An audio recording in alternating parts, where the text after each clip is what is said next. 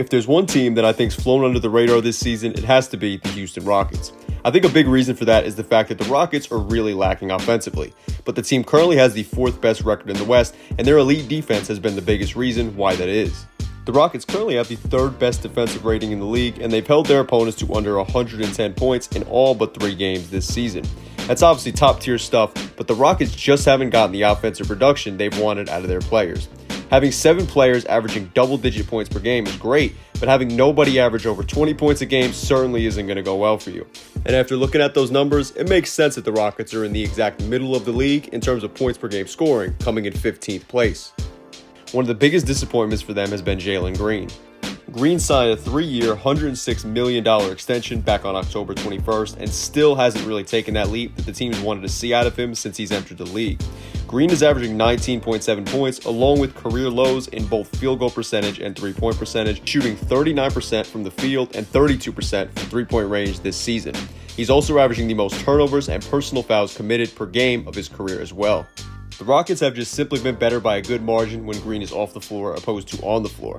I think the biggest thing for Green is simply just working on his 3-point shooting though, and we'll see if he can improve on that as the season goes on. It's not just Green though, as Fred VanVleet has been inefficient for them as well. VanVleet's averaging the least amount of points per game he's averaged since the 2018-19 season, along with shooting a rough 40% from the field and a very rough 31% shooting percentage from 3-point range. It doesn't help that he's doing that while also attempting 7.4 3-pointers per game also. Even with that said though, looking at the best lineups in the league that have played more than 8 games together, the Rockets starters have been the most efficient lineup in the entire league, and really nobody else even comes close. That simply just shows how truly great their defense is.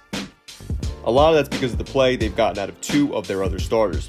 Dillon Brooks is shooting 41% from the field, which is definitely rough, but he's averaging a great 39.5% from 3 while making 2 3-pointers a game, so that's kind of the type of play that they've wanted to get out of him, at least on the offensive side of the ball.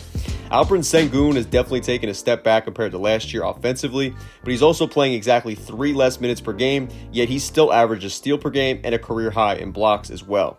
This past weekend, Sengun became the first Rockets player to put up triple-doubles in back-to-back games since James Harden did so, and with him being only 22 years old still, I think his continued development will probably be the top priority for the Rockets moving forward. The only other Rockets player averaging at least a block and a steal per game alongside Sengun is bench player Tari Eason, and he has been their best defensive player this season without a doubt. Eason is averaging the 3rd most steals per game in the league with 1.9 per game, along with a great 1.2 blocks per game. With him averaging 11.7 points on 52% shooting in just 23 minutes a game, I think he's a guy Houston needs to make sure they keep as a key part of their rotation, and I won't be surprised if he steals a starting spot off of somebody in the future. The other great bench player for Houston this season has been Thompson, who much like Sengun is still only 22 years old, and Thompson's averaged a steal and 0.7 blocks per game this season in just 25 minutes.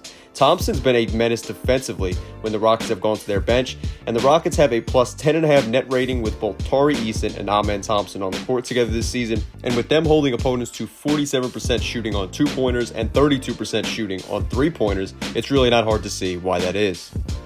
So as I'm sure you could see, defense obviously has been the key for Houston this season, and they've been top 10 in all 4 of the major defensive categories, and they're the only team that can say they've accomplished that feat outside of the New York Knicks. I think it's clear that despite having a 10-5 record, this isn't the season for the Rockets to be contending in the West.